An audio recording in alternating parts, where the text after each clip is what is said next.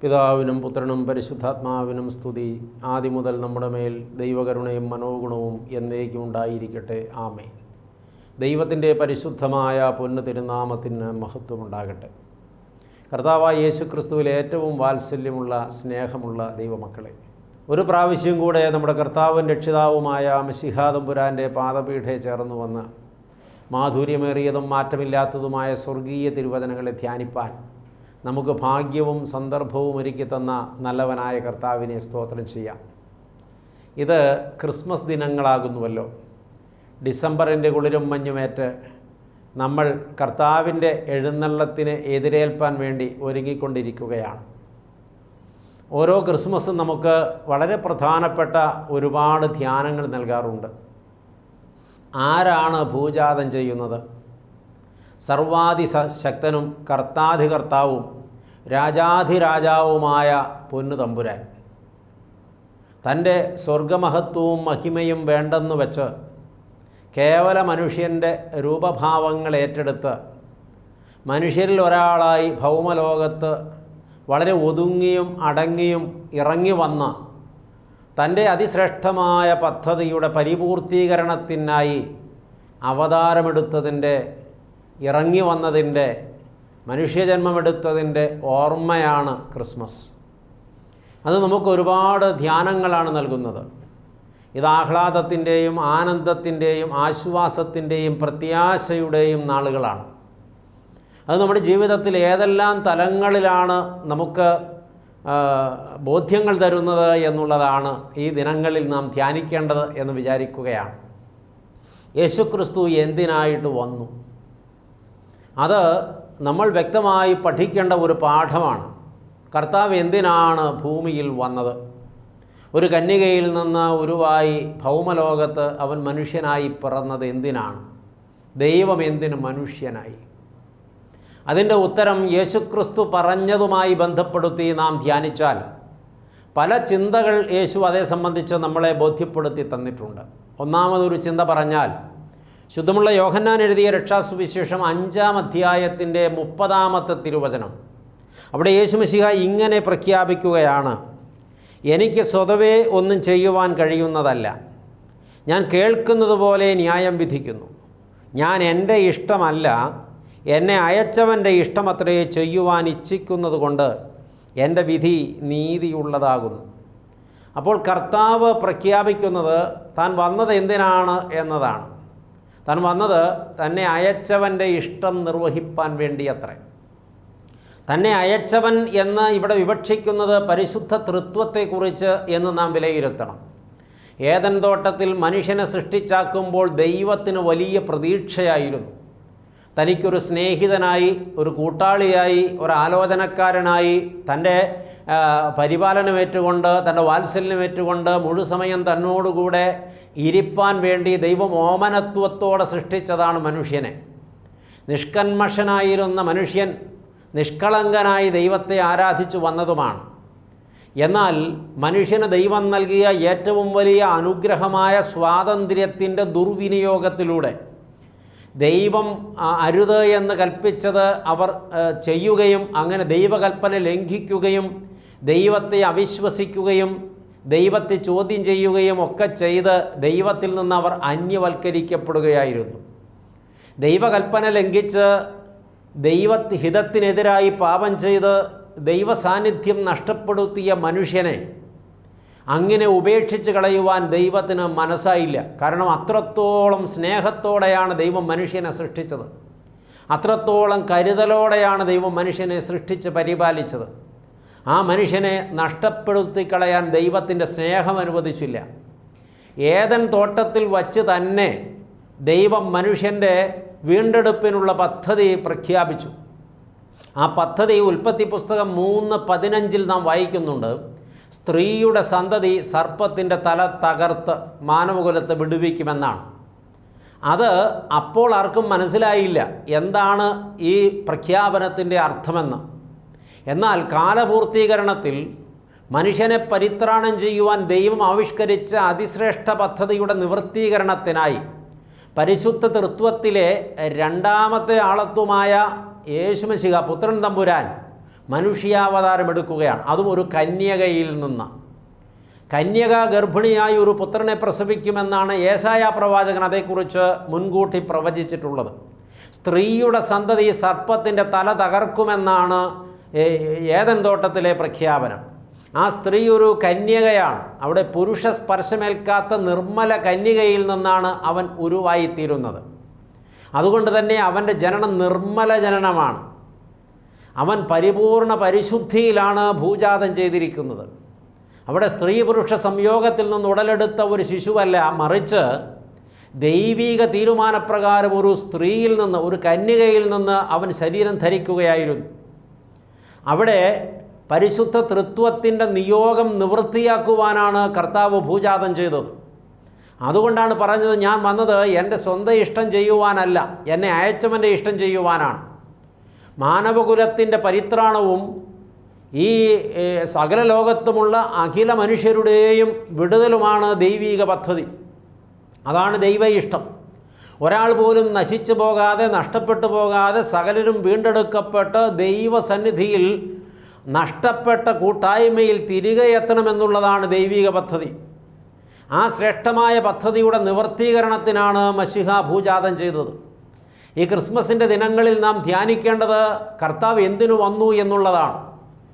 വാസ്തവമായിട്ട് നാം അറിയണം, മാനവകുലത്തിൻ്റെ പരിത്രാണത്തിന് വേണ്ടിയാണ്, ഏതൊരു വാഗ്ദാനത്തിൻ്റെ നിവർത്തീകരണത്തിന് വേണ്ടിയാണ്, മനുഷ്യനെ വീണ്ടും ദൈവത്തോട് നിരപ്പിക്കുവാൻ വേണ്ടിയാണ്, മനുഷ്യന് നഷ്ടപ്പെട്ട ദൈവ കൂട്ടായ്മയിൽ അവനെ തിരികെ എത്തിക്കുവാൻ വേണ്ടിയാണ്, ദൈവത്വത്തിൽ മനുഷ്യത്വത്തെ ഒന്നിപ്പിക്കുവാൻ വേണ്ടിയാണ് ഈ യേശുമശിഹ മനുഷ്യാവതാരമെടുത്തിരിക്കുന്നത്. എന്നാൽ ക്രിസ്മസ് ആഘോഷമായി നടത്തിക്കൂട്ടുന്ന എത്ര പേർക്ക് ഇതിൻ്റെ ആന്തരിക അർത്ഥങ്ങൾ ഇപ്പോൾ ബോധ്യമുണ്ട് എന്നുള്ളതൊരു ചോദ്യമാണ്. ആർഭാടമായി ക്രിസ്മസ് ആഘോഷിക്കുകയും ആഘോഷത്തിൻ്റെ ഭാഗമായി തിന്നുകുടിച്ച് മതിച്ച് രസിക്കുകയും ചെയ്യുന്ന ആളുകൾ നൃത്തഘോഷമായും മറ്റനേക ഘോഷങ്ങളായും അത് ആഘോഷത്തിൻ്റെ പാരമ്യതയിലെത്തിക്കുമ്പോൾ, അതിൻ്റെ പേരിൽ പലതും പലപ്പോഴും പാപമായി പരിണമിക്കുമ്പോൾ, കർത്താവ് എന്തിനു വന്നു, അവൻ എന്തിനു മനുഷ്യാവതാരം എടുത്തു എന്ന ആ വലിയ ചോദ്യത്തിൻ്റെ ഉത്തരം അവർക്ക് അന്യമാണ്. അവിടെയാണ് പ്രിയപ്പെട്ടവരെ ഈ കാലഘട്ടത്തിൽ പലപ്പോഴും ക്രിസ്മസിൻ്റെ പ്രസക്തി നഷ്ടമായി പോകുന്നത്, അല്ലെങ്കിൽ നഷ്ടപ്പെടുത്തിക്കളയുന്നത്. വെറുതെ വിമർശിക്കുകയല്ല, ഇത് ആത്മവിമർശനം കൂടെയാണ്. നമ്മൾ ഇനിയും അറിയേണ്ടതുപോലെ അറിയേണ്ട കാര്യങ്ങൾ അറിഞ്ഞേ തീരൂ. യേശുമശിഹ ഭൂമിയിൽ മനുഷ്യനായി വന്നത് എൻ്റെ പാപത്തിന് പ്രായശ്ചിത്തമാകാൻ വേണ്ടിയാണ്. എനിക്ക് വേണ്ടി എൻ്റെ പാപത്തിൻ്റെ ശിക്ഷയേറ്റ് മരിക്കാൻ വേണ്ടിയാണ് അവൻ വന്നത്. ഏതെങ്കിലും വാഗ്ദാനം നിവർത്തീകരിച്ച് മനുഷ്യൻ സ്വന്തം പാപത്താൽ നഷ്ടപ്പെടുത്തിയ ദൈവിക കൂട്ടായ്മയിലേക്ക് അവനെ തിരികെ ചേർക്കാനാണ്. അപ്പോൾ ഈ ക്രിസ്മസ് നമുക്ക് തരുന്ന ഏറ്റവും വലിയൊരു സന്ദേശം അതാണ്. മശിഹ വന്നത് അത് ദൈവത്വത്തിലേക്ക് മനുഷ്യത്വത്തെ ചേർത്ത് വയ്ക്കാൻ വേണ്ടിയാണ്. അത് സംബന്ധിച്ച് വിശുദ്ധ പിതാക്കന്മാർ വളരെ വ്യക്തമായ ചില പ്രഖ്യാപനങ്ങൾ നടത്തിയിട്ടുണ്ടല്ലോ. അത് മുൻപ് ചില സന്ദേശങ്ങളിൽ അച്ഛൻ ഓർത്ത് പറഞ്ഞിട്ടുണ്ട്. വിശുദ്ധനായ മോർ പോളികാർപ്പോസ് എന്ന പിതാവ് ഒരിക്കൽ ഇങ്ങനെയൊരു പ്രഖ്യാപനം നടത്തി: ഭൗമികനായവനെ സ്വർഗീയനാക്കുവാൻ സ്വർഗീയനായവൻ ഭൗമികനായി. അതെത്ര മനോഹരവും എത്ര ശ്രേഷ്ഠവുമായ ഒരു ധ്യാനമാണ്, എത്ര വലിയ പരമാർത്ഥമാണ്. ഭൗമികനായവനെ സ്വർഗീയനാക്കുവാൻ സ്വർഗീയനായവൻ ഭൗമികനായി. അത് കുറേ കൂടെ വ്യക്തതയോടെയും മനോഹരമായും ചുരുക്കിയും പറഞ്ഞിട്ടുണ്ട് വിശുദ്ധനായ മഹാനായ അത്താനാസിയോസ് എന്ന പിതാവ്. അദ്ദേഹം അതേക്കുറിച്ച് പറഞ്ഞത് ഇങ്ങനെയാണ്: മനുഷ്യനെ ദൈവമാക്കുവാൻ ദൈവം മനുഷ്യനായി. ചിന്തിക്കുമ്പോൾ എത്ര ലളിതമായിട്ടാണ് അദ്ദേഹം പറഞ്ഞത്, പക്ഷേ എത്ര അർത്ഥഗർഭമായ വാക്കുകളാണ് അവിടെ ഉൾക്കൊള്ളപ്പെട്ടിട്ടുള്ളത്. മനുഷ്യനെ ദൈവമാക്കുവാൻ ദൈവം മനുഷ്യനായി. എന്തിനു വേണ്ടിയാണ് അവൻ വന്നത്? ദൈവ ഇഷ്ടം ചെയ്യുവാൻ. ദൈവത്തിൻ്റെ ഇഷ്ടം മനുഷ്യൻ്റെ വീണ്ടെടുപ്പാണ്. ആത്യന്തികമായി ദൈവം ആഗ്രഹിക്കുന്നത് അതാണ്. മനുഷ്യനെ നഷ്ടപ്പെടുത്താൻ ദൈവം ആഗ്രഹിച്ചില്ല. ദൈവത്തിൻ്റെ വിശുദ്ധ മാലാഖമാരുടെ കൂട്ടത്തിൽ ഒരു ഗണം നിഗളിച്ചിട്ട് പാപം ചെയ്തപ്പോൾ മാനസാന്തരപ്പെടാൻ ഒരു അവസരം കൊടുക്കാതെ അവരെ സ്വർഗത്തിൽ നിന്ന് നിഷ്കാസനം ചെയ്തവനാണ് ദൈവം. ആ മാലാഖമാരെ ആദരിക്കാതെ പോയ ദൈവം മനുഷ്യനെ ആദരിച്ചു. മനുഷ്യനെ ആദരിച്ചു എന്ന് മാത്രമല്ല, മാലാഖമാർക്ക് വീണ്ടുവിചാരത്തിനോ വീണ്ടെടുപ്പിനോ അവസരം കൊടുക്കാതെ തള്ളിക്കളഞ്ഞ ദൈവം മനുഷ്യനെ വീണ്ടെടുക്കാൻ വേണ്ടി പദ്ധതി ആവിഷ്കരിച്ചു. സ്വന്തം കുമാരനെ മാനവകുലത്തിൻ്റെ പാപപരിഹാരത്തിന് പരിത്രാണയാഗമായി ക്രൂശിൽ യാഗമായി തീരുവാൻ ഏൽപ്പിച്ചു കൊടുക്കുകയായിരുന്നു. സ്വന്തം മകനെ സ്നേഹിച്ചതിലധികം മനുഷ്യനെ സ്നേഹിച്ചതാണ് ദൈവത്തിൻ്റെ സ്നേഹം. ആ സ്നേഹം വെളിപ്പെടുന്ന നാളാണ് ക്രിസ്മസ്. എൻ്റെ ദൈവം എന്നെ എത്രത്തോളം സ്നേഹിക്കുന്നു എന്ന ചോദ്യത്തിൻ്റെ ഉത്തരം, അത് സ്വന്തം കുമാരനേക്കാൾ അധികം എന്നെ അവൻ സ്നേഹിക്കുന്നു. എൻ്റെ പ്രിയപ്പെട്ടവരെ, നമ്മൾ എത്ര പേർക്ക് ഈ പരിജ്ഞാനമുണ്ട്? ഇത് വേണ്ടവണ്ണം ബോധ്യപ്പെട്ടാൽ നമ്മുടെ കണ്ണുകൾ നിറഞ്ഞു തൂകും. എന്തുകൊണ്ടെന്നാൽ ആ സ്നേഹം അത്രമാത്രം വലുതാണ്, വിപുലമാണ്, അളന്നെടുക്കാനാകാത്തതാണ്. ആ മഹാസ്നേഹത്തിൻ്റെ മുമ്പിൽ ശിരസ് നമിക്കാൻ നമുക്ക് നിർബന്ധിതരായിത്തീരുകയാണ് നാം. അവിടെ ശിരസ് നമിക്കാൻ കഴിയാത്തവർ, മുട്ടുമടക്കാൻ കഴിയാത്തവർ എത്ര വലിയ അഹങ്കാരികളാണ്. നാം നമ്മെക്കുറിച്ച് തന്നെ ചിന്തിക്കുക. സ്വന്തം പ്രയത്നത്താൽ ഒരു കാലത്തും ഒരിക്കലും മനുഷ്യന് രക്ഷപ്പെടാൻ കഴിയില്ലായിരുന്നു, ഇപ്പോഴും കഴിയില്ല. അവിടെയാണ് ദൈവത്തിൻ്റെ കരുണ വഴിഞ്ഞൊഴുകിയത്. ദൈവം സ്നേഹിച്ചു.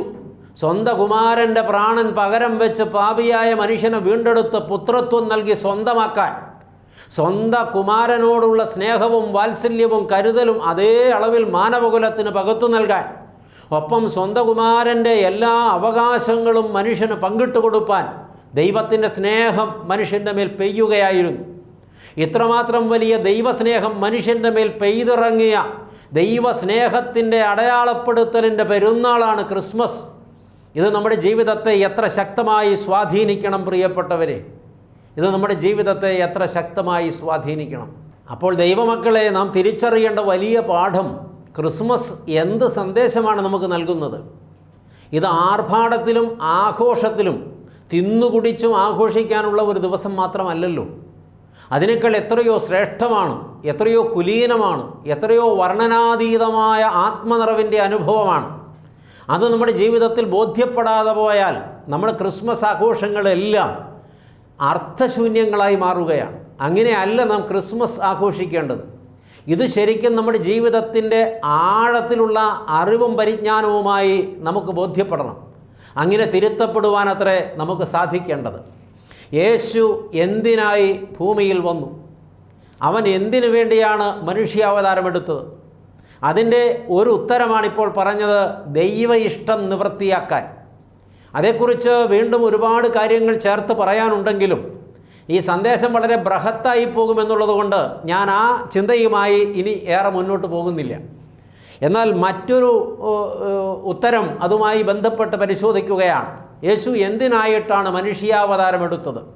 ഈ ക്രിസ്മസ് നമുക്ക് തരുന്ന മറ്റൊരു സന്ദേശം, ശുദ്ധമുള്ള യോഹന്നാൻ എഴുതിയ രക്ഷാസുവിശേഷം 8-ാം അധ്യായത്തിൻ്റെ 12-ാമത്തെ തിരുവചനം. അവിടെ പ്രിയപ്പെട്ടവരെ, വളരെ വ്യക്തമായ ഒരു പാഠം നമ്മൾ കാണുകയാണ്. കർത്താവ് പറയുന്നു, ഞാൻ ലോകത്തിൻ്റെ വെളിച്ചമാകുന്നുവെന്ന്.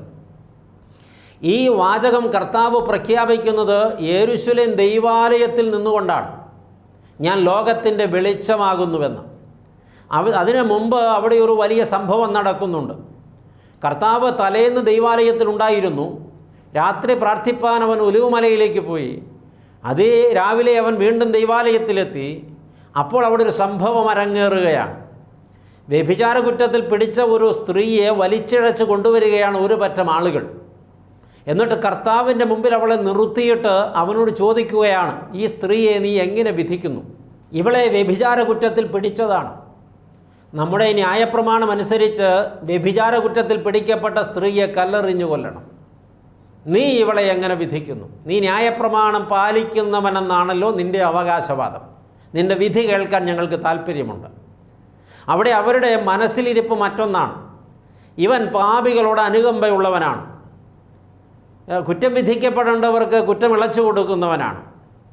അപ്പോൾ ഈ സ്ത്രീയെ ശിക്ഷിച്ചുകൂടാ എന്നെങ്ങാനും പറഞ്ഞാൽ ന്യായപ്രമാണം തെറ്റിച്ചു എന്ന കാരണം അവൻ്റെ മേൽ ചാർത്തി അവനെ കൊന്നുകളയാം.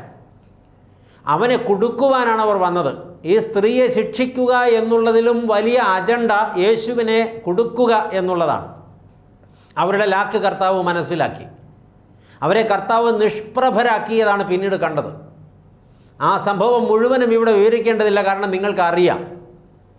കർത്താവ് അലക്ഷ്യമായി വിരൽ കൊണ്ട് എഴുതിക്കൊണ്ടിരുന്നു. അവർ നിരന്തരം നിർബന്ധിച്ചപ്പോൾ അവൻ മുഖമുയർത്തി. അവൻ ശിരസുയർത്തി. അവൻ്റെ കണ്ണുകൾ തീക്കുണ്ഠങ്ങളായി മാറിയിട്ടുണ്ടായിരുന്നു എന്ന് വേണം നനയ്ക്കാൻ.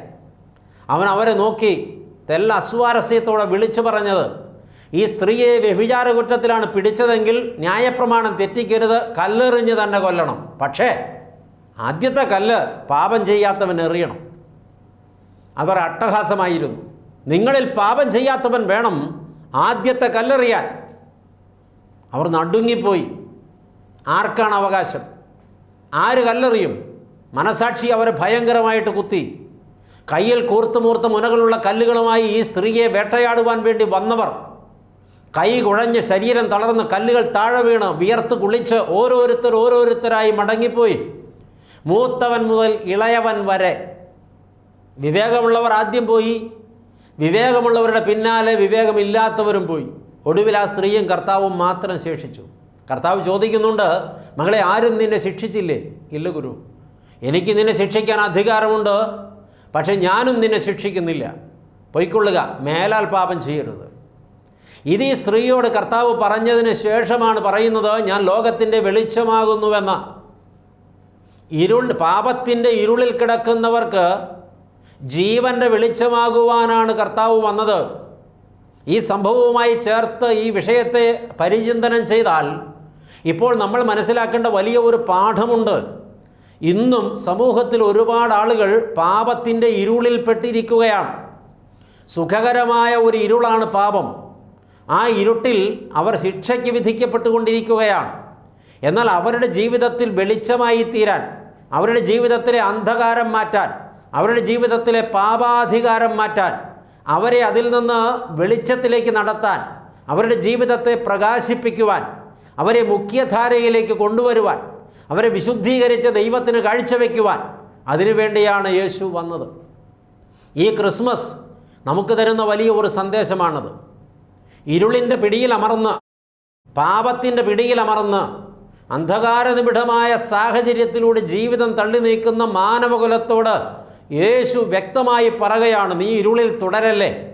നിൻ്റെ ഇരുട്ടിനെ പ്രകാശമാക്കാൻ, നിൻ്റെ ഇരുളിൽ പ്രകാശിക്കാൻ, നിൻ്റെ ജീവിതത്തെ പ്രകാശിപ്പിക്കാൻ, നിൻ്റെ ജീവിതത്തെ ജ്വലിപ്പിക്കുവാൻ, നിന്നെ മുഖപ്രസന്നതയോടെ ദൈവമുമ്പിലും സമൂഹമധ്യത്തിലും നിർത്താൻ, നിൻ്റെ ജീവിതത്തെ കീഴ്മേൽ മറിക്കുവാൻ, അങ്ങനെ നിന്നെ പുതിയൊരു സൃഷ്ടിയാക്കി തീർക്കുവാനാണ് ഞാൻ വന്നത്. യേശു എന്തിന് മനുഷ്യാവതാരമെടുത്തു? അവൻ നമ്മുടെ ജീവിതത്തെ പ്രകാശിപ്പിക്കുവാൻ വന്നവനാണ്. ഏതെങ്കിലും പാപത്തിൻ്റെ ഇരുട്ടിൽപ്പെട്ട ആരെങ്കിലും ഈ നാളുകളിൽ ഉഴറുന്നുവെങ്കിൽ ദൈവവചനം വ്യക്തമായി പറയുന്നു, കർത്താവ് വ്യക്തമായി പറയുന്നു, കുഞ്ഞെ ഞാൻ നിൻ്റെ പ്രകാശമാണ്. പാപത്തിൻ്റെ അന്ധകാരത്തിൽ പെട്ടുകിടന്ന മാനവകുലത്തെ, ഭൗമലോകത്തെ ആ അന്ധകാരത്തിൽ നിന്ന് നിത്യപ്രകാശത്തിലേക്ക് പ്രകാശിപ്പിക്കുവാനാണ് കർത്താവ് വന്നത്. ഇത് സംബന്ധിച്ച് വേറൊരു ദൈവശാസ്ത്ര ചിന്ത കൂടെ ഇതിൽ മറഞ്ഞു കിടപ്പുണ്ട്. ദൈവാലയത്തിൽ വെച്ചാണ് കർത്താവ് ഇത് പറഞ്ഞത് എന്ന് പറയുമ്പോൾ ആ പ്രഖ്യാപനത്തിൻ്റെ പിന്നിൽ വേറൊരു ചിന്ത കൂടെ നാം കാണണം. യഹൂദൻ്റെ കൂടാരപ്പെരുന്നാളിൻ്റെ നാളുകളിലായിരുന്നു ഈ പ്രഖ്യാപനം കർത്താവ് നടത്തിയത് എന്ന് വേണം നനയ്ക്കാൻ. യഹൂദന്മാരുടെ കൂടാരപ്പെരുന്നാളിന് ഒരു വലിയ പ്രത്യേകതയുണ്ട്. ആ കൂടാരപ്പെരുന്നാളിൽ അവർ 2 കാര്യങ്ങൾ ദൈവാലയത്തിൽ ചെയ്യും. അതിൽ ഒരു കാര്യം, സ്ത്രീകളുടെ പ്രാകാരമെന്നറിയപ്പെടുന്ന വിമൻസ് കോർട്ടിൽ വലിയ വെളിച്ചം തെളിക്കുക എന്നുള്ളതാണ്. വലിയ പന്തം കത്തുന്നത് പോലെ, തീവെട്ടി കത്തുന്നത് പോലെ അവിടെ പ്രകാശം നിരന്തരം കത്തിക്കൊണ്ടിരിക്കും. ദൈവാലയം മുഴുവൻ ആ പ്രകാശത്തിൻ്റെ പ്രഭാപൂരത്തിൽ വിളങ്ങിക്കൊണ്ടിരിക്കും. 7 ദിവസം ഇത് തുടർന്നുകൊണ്ടിരിക്കും. ആ 7 ദിവസവും അവിടെ കിടാവിളക്ക് കത്തുകയാണ്. ചെറിയ പ്രകാശമല്ല, വലിയ പ്രകാശമാണ്. വലിയ തിരികളാണ് അവിടെ കത്തിക്കുന്നത്. അപ്പോൾ ഇത് പ്രകാശത്തിൻ്റെ പെരുന്നാളാണ്. ഇസ്രായേൽ മക്കൾ മിസ്രയീമിലെ അടിമ വീട്ടിൽ നിന്ന് വിടർത്തപ്പെട്ട് കനാൻ നാട്ടിലേക്ക് മരുഭൂമിയിലൂടെ പ്രയാണം ചെയ്ത നാളുകളിൽ യാത്രയിലുടനീളം ദൈവം അവരോട് കൂടെ സഞ്ചരിച്ചു. പകൽ മേഘസ്തംഭമായി സൂര്യൻ്റെ ചൂടേൽക്കാതെ അവരെ നിഴലിൽ തണലിൽ നടത്തിയും രാത്രി അഗ്നിത്തൂണായി മാറി അവർക്ക് ചൂടും വെളിച്ചവും പകർന്നും ദൈവം അവരെ നടത്തി എന്നാണ് വചനം നമ്മളെ പഠിപ്പിക്കുന്നത്. ആ യാത്രയിലുടനീളം അവരോട് കൂടെ സഞ്ചരിച്ച അഗ്നിസ്തംഭമായി അവർക്ക് ചൂടും വെളിച്ചവും പകർന്ന ദൈവത്തിൻ്റെ പരിപാലനത്തെക്കുറിച്ചുള്ള സ്തോത്രാർപ്പണത്തിന് വേണ്ടി അത്രേ അവർ ഈ വലിയ വെളിച്ചം ദൈവാലയത്തിൽ തെളിക്കുന്നത്. അവിടെ നിന്നുകൊണ്ടാണ് യേശു വിളിച്ചു പറയുന്നത്, ഞാനാണ് ലോകത്തിൻ്റെ പ്രകാശം. നിങ്ങളിപ്പോൾ ഈ തെളിക്കുന്ന പ്രകാശം സിംബോളിക്കായ ഒരു പ്രകാശം മാത്രമാണ്. അന്ന് മിസ്രയീമിൽ നിന്നുള്ള യാത്രയിൽ നിങ്ങളെ അനുധാവനം ചെയ്ത ആ പ്രകാശസ്തംഭം ഞാനാണ് മുഴുസമയം നിങ്ങളോട് കൂടെ സഞ്ചരിച്ചത്. ഞാനാണ് നിങ്ങളുടെ മേൽ നിഴലിട്ടത്. ഞാനാണ് നിങ്ങളെ പരിപാലിച്ചത്. ഞാനാണ് നിങ്ങൾക്ക് വേണ്ടി ചെങ്കടൽ പിളർന്നത്. ഞാനാണ് മരുഭൂമിയിൽ പിളർക്കപ്പെട്ട പാറ. എൻ്റെ തിരുവിലാവ് പിളർന്നാണ് അന്ന് നിങ്ങൾ ദാഹം തീർത്തത്.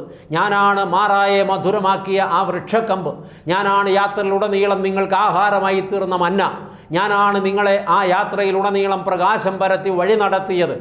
ഞാനാണ് നിങ്ങളെ ശാശ്വത കനാനിലേക്ക് വഴി നടത്തേണ്ട നിത്യനിതാന്ത പ്രകാശം. എത്ര മധുരമായ, എത്ര മനോഹരമായ, എത്ര ശ്രേഷ്ഠമായ, എത്ര കുലീനമായ ഒരു പ്രഖ്യാപനമാണ്. അവൻ നമ്മുടെ വെളിച്ചമാകുവാനാണ് വന്നത്. അവൻ നമ്മളെ വഴി തെളിച്ച് കാണിക്കുവാനാണ് വന്നത്. അവൻ നമ്മെ വഴി നടത്തുവാനാണ് വന്നത്. അവൻ നമ്മെ അന്ധകാരത്തിൽ നിന്ന് വീണ്ടെടുക്കുവാനാണ് വന്നത്. അവൻ നമ്മെ പൂർണ്ണതയിലേക്ക്, പരിപൂർണതയിലേക്ക് വഴി നടത്തുവാനാണ് വന്നത്. അവൻ ക്രൂശിൽ ഉയർത്തപ്പെട്ടത് നമുക്ക് പ്രകാശം പകരാനാണ്.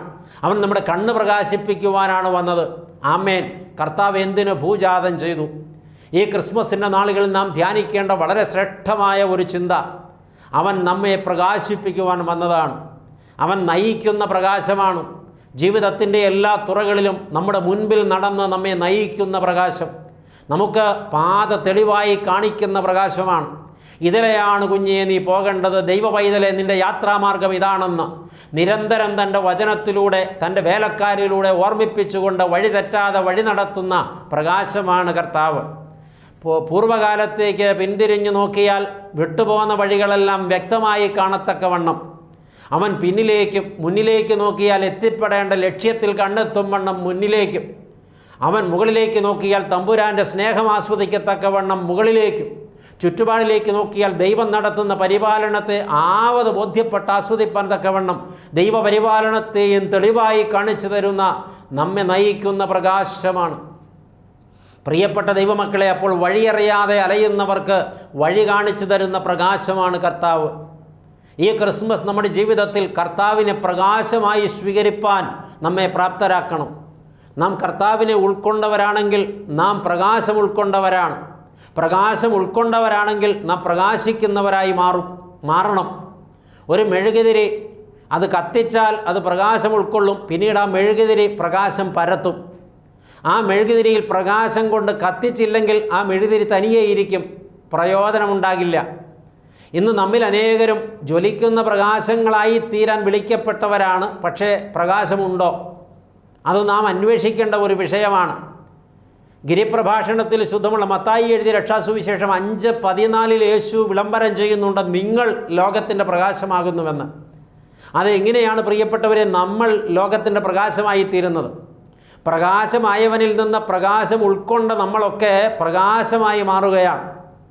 കർത്താവിനെ ഉൾക്കൊണ്ടവർ, കർത്താവിനെ സ്വീകരിച്ചവർ എല്ലാവരും പ്രകാശം പരത്തുന്നവരായി മാറുകയാണ്.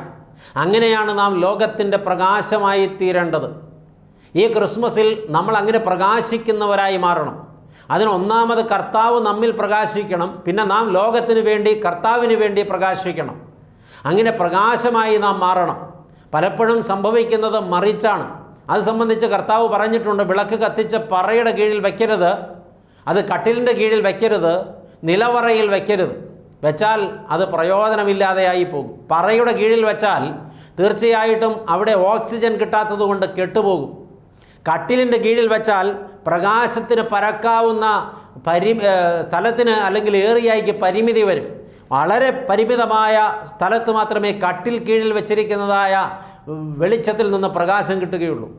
നിലവറയിൽ വെച്ച് പൂട്ടിയാലും ഇത് തന്നെ സംഭവിക്കും. പ്രകാശം പുറത്തേക്ക് വരില്ല, അത് നിലവറയ്ക്കുള്ളിൽ ഞെരുക്കപ്പെട്ടു പോകും. ഈ പറയും കട്ടിലും നിലവറയും ഒക്കെ കുറേ പാഠങ്ങൾ നമുക്ക് തരുന്നുണ്ട്. പറ എന്ന് പറയുന്നത് നമുക്കറിയാം സമൃദ്ധിയുടെ പ്രതീകമാണ്. നമ്മുടെ ജീവിതത്തിൽ സമ്പന്നത, സമൃദ്ധി അല്ലെങ്കിൽ ഇഷ്ടംപോലെ ഭോജ്യങ്ങളൊക്കെ കിട്ടുമ്പോൾ അതിൽ നാം രമിച്ചു പോയാൽ നമ്മിലെ പ്രകാശം കെട്ടുപോകും. ഈ ലോകം തരുന്ന സമൃദ്ധിയുടെ സുഖങ്ങളിലല്ല ദൈവമക്കൾ തങ്ങളുടെ ജീവിതത്തെ കെട്ടിയിടേണ്ടത്. അങ്ങനെ കെട്ടിയിട്ടാൽ, അങ്ങനെ കെട്ടിയിട്ടുകൊണ്ട് ക്രിസ്മസ് ആഘോഷിച്ചാൽ നമ്മുടെ പ്രകാശം കെട്ടുപോകും. പ്രിയപ്പെട്ട ദൈവമക്കളെ, കട്ടിലെന്ന് പറയുന്നത് സുഖലോലുപതയുടെ ഒരു പ്രതീകമാണ്. കട്ടിലിൽ കിടക്കുക എന്ന് വെച്ചാൽ ആശ്വസിക്കുക, ആനന്ദിക്കുക, രസിക്കുക എന്നൊക്കെയാണ്. എന്നാൽ കട്ടിലിൽ കിടക്കുന്ന ആളുകൾ പലപ്പോഴും അവരുടെ പ്രവർത്തനത്തിൽ നിന്ന് വേറിട്ടിരിക്കുകയാണ്. അവർ ആസ്വദിക്കുകയാണ്, അല്ലെങ്കിൽ വിശ്രമിക്കുകയാണ്, അതുമല്ലെങ്കിൽ ജീവിതത്തെ സുഖത്തിൽ ബന്ധിക്കുകയാണ്. ഇന്ന് അനേകം ആളുകൾ അവർക്ക് ലഭിച്ച പ്രകാശം ലൗകിക സുഖാസ്വാദനങ്ങളിലൂടെ ഇന്ന് നഷ്ടപ്പെടുത്തി കളഞ്ഞിരിക്കുകയാണ്.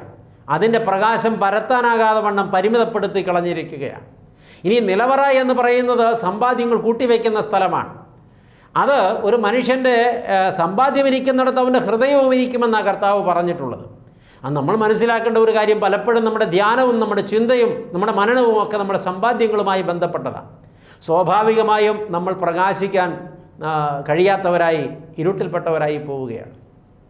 അപ്പോൾ ഞാൻ ലോകത്തിൻ്റെ പ്രകാശമാകുവാനാണ് വന്നതെന്ന് അരുളി ചെയ്ത യേശു മിശിഹായെ ക്രിസ്മസിൻ്റെ നാളുകളിൽ ഹൃദയത്തിൽ സ്വീകരിച്ച് അവനിൽ നിന്ന് പ്രകാശം ഉൾക്കൊണ്ട് അവനെ പ്രതിഫലിപ്പിക്കുന്ന പ്രകാശങ്ങളായി നാം മാറണം. അപ്പോഴാണ് നമ്മുടെ ക്രിസ്മസ് ആഘോഷം ശരിയായി ദൈവനാമ മഹത്വത്തിനുള്ള യാഥാർത്ഥ്യം ഉൾക്കൊണ്ടുകൊണ്ടുള്ള ഒരു ക്രിസ്മസ് ആഘോഷമായി മാറുന്നത്. അല്ലാഞ്ഞാൽ നാം സത്യത്തിൽ ചില ആഘോഷ തിമിർപ്പുകളിലൂടെ പരിജ്ഞാനം നഷ്ടപ്പെട്ടവരോ അത് പ്രാപിക്കാത്തവരോ ആയി മാറുകയാണ്. അങ്ങനെയല്ല നമ്മുടെ ക്രിസ്മസ് ആകേണ്ടത്. വ്യക്തമായി നമ്മുടെ ക്രിസ്മസ് ഒരു ആനന്ദാനുഭവമായി തീരേണ്ടത് അതിൻ്റെ ആത്മീക വശം നമ്മുടെ ജീവിതത്തിൽ യാഥാർത്ഥ്യമാക്കിക്കൊണ്ടാണ്. അപ്രകാരമുള്ള ഒരു പരിപൂർണതയിലേക്ക് വളരുവാൻ ഈ ക്രിസ്മസ് നമ്മെ സഹായിക്കട്ടെ. പ്രിയപ്പെട്ട ദൈവമക്കളെ, എല്ലാവർക്കും ക്രിസ്മസിൻ്റെ ആശംസകൾ നേരുകയാണ്. ക്രിസ്മസ് സംബന്ധിച്ച് തുടർ ചിന്തകൾ തുടർ ദിവസങ്ങളിൽ നിങ്ങളുമായിട്ട് പങ്കുവയ്ക്കുവാൻ കർത്താവിൽ ശരണപ്പെടുകയാണ്. ദൈവം നമ്മെ അനുഗ്രഹിക്കട്ടെ. ഒരു നിമിഷം പ്രാർത്ഥിക്കാം. സ്നേഹവാനായ ദൈവമേ, സ്വർഗീയ പിതാവേ, അനുഗ്രഹീതമായ ഈ നല്ല സമയത്തിനായി നന്ദി പറയുന്നു, സ്തുതിക്കുന്നു. തൃപ്പാദപീഠത്തിൽ നിൻ്റെ മക്കളെ വിളിച്ചിരുത്തി വളരെ മധുരമായി, വളരെ മനോഹരമായി ക്രിസ്മസ് എന്താണെന്നും എന്തിനാണെന്നും അത് എന്ത് സന്ദേശമാണ് നൽകുന്നതെന്നും ഞങ്ങളെ അവിടുന്ന് പഠിപ്പിച്ചു കൊണ്ടിരിക്കുകയായിരുന്നല്ലോ. സത്യമായിട്ടും കർത്താവെ, ഞങ്ങൾ കേട്ടത് ഞങ്ങളുടെ ജീവിതത്തിൽ ഞങ്ങൾ ഏറ്റെടുക്കുകയാണ്. കർത്താവ് വന്നത് ദൈവ ഇഷ്ടം ചെയ്യുവാനാണ്. ആമേൻ.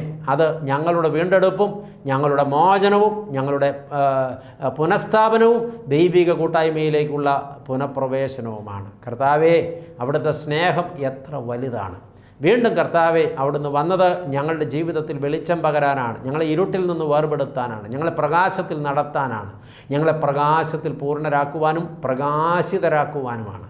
അപ്രകാരമുള്ള ഒരു പൂർണ്ണതയിലേക്ക് ഞങ്ങൾ എത്തിച്ചേരുവാൻ കർത്താവായ ദൈവമേ, ഈ ക്രിസ്മസ് ഞങ്ങൾക്ക് വലിയൊരു ആത്മീക അനുഭവമാക്കി തരുമാറാകണമെന്ന് വിനയത്തോടെ പ്രാർത്ഥിക്കുന്നു. അവിടുത്തെ പരിപാലനം ഞങ്ങളോട് കൂടെ ഇരിക്കണമേ. പ്രാർത്ഥന കേട്ടതുകൊണ്ട് സ്തോത്രം. ഞങ്ങൾ നിനക്കും നിൻ്റെ ഏകജാതനും പരിശുദ്ധാത്മാവിനും സ്തുതിയും സ്തോത്രവും സമർപ്പിക്കുന്നു, ഇപ്പോഴും എപ്പോഴും എന്നേക്കും തന്നെ. ആമേൻ. ഭൂവിതിൽ സ്നേഹം പിറക്കട്ടെ, ഭൂമിയിൽ ശാന്തത വാഴട്ടെ, ഭൂവാസികൾ നന്മയാൽ നിറഞ്ഞിടട്ടെ. ഭൂവിതിൽ സ്നേഹം പിറക്കട്ടെ, ഭൂമിയിൽ ശാന്തത വാഴട്ടെ, ഭൂവാസികൾ നന്മയാൽ നിറഞ്ഞിടട്ടെ. ദൂരെ ദൂരെ ദൂരെ മിന്നിത്തെന്നും താരങ്ങൾ കേൾക്കുന്നിതാ, ദൂരെ ദൂരെ വാനിൽ നിന്നും ഗീതങ്ങൾ. മഞ്ഞണിയുന്ന ഈ സുദിനം മാനവരക്ഷകൻ പിറന്ന ദിനം. മഞ്ഞണിയുന്ന ഈ സുദിനം മാനവരക്ഷകൻ പിറന്ന ദിനം.